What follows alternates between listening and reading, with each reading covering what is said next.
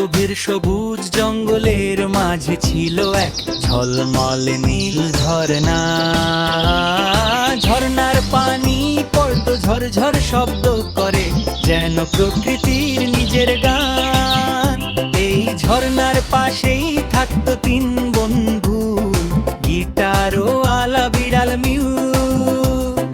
গ্রাম বাজানো খরগোশ টুক টুক, আর মিষ্টি কণ্ঠের হাসছানা ডুলি।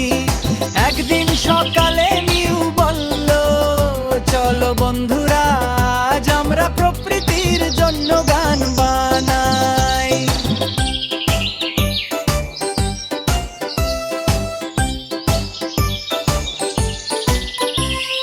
টুকটুক খুশিতে লাফিয়ে ড্রাম হাতে নিল, ঢুম ঢুম আমি তাল ধরব।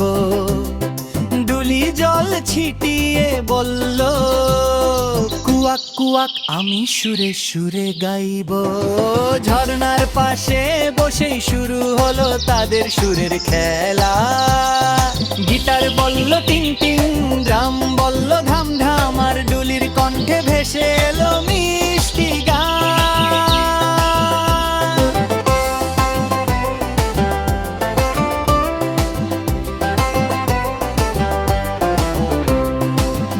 শুনে জঙ্গল থমকে গেল, পাখিরা উড়ে এসে বসলো গাছে।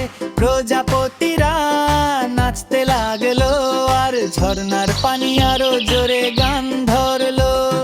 গান শেষ হলে সবাই বুঝলো, বন্ধুদের সাথে মিলে মিশে কিছু করলে সাধারণ জায়গাও হয়ে ওঠে জাদুর রাজ্য। সেদিন থেকে ঝর্ণার নাম হলো সুরের ঝর্ণা, আর তিন বন্ধু প্রতিদিন সেখানে গান বাজাতে আসে।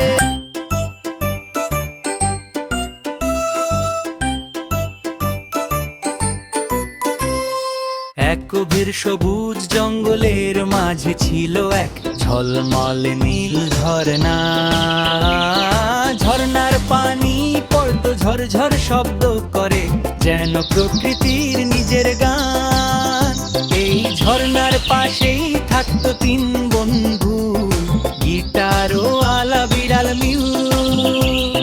গ্রাম বাজানো খরগোশ টুক টুক, আর মিষ্টি কণ্ঠের হাসছানা ডুলি।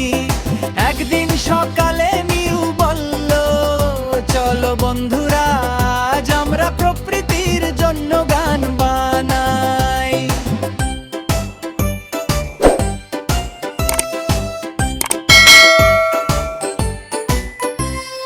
টুকটুক খুশিতে লাফিয়ে ড্রাম হাতে নিল, ঢুম ঢুম আমি তাল ধরব।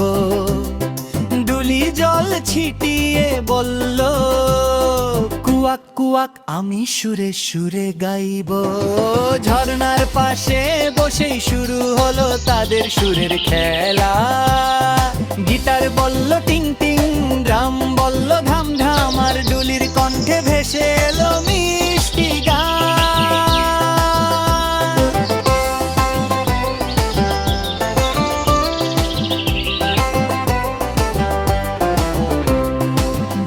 শুনে জঙ্গল থমকে গেল, পাখিরা উড়ে এসে বসলো গাছে। প্রজাপতিরা নাচতে লাগলো, আর ঝর্ণার পানি আরো জোরে গান ধরলো। গান শেষ হলে সবাই বুঝলো, বন্ধুদের সাথে মিলে মিশে কিছু করলে সাধারণ জায়গাও হয়ে ওঠে জাদুর রাজ্য। সেদিন থেকে ঝর্ণার নাম হলো সুরের ঝর্ণা, আর তিন বন্ধু প্রতিদিন সেখানে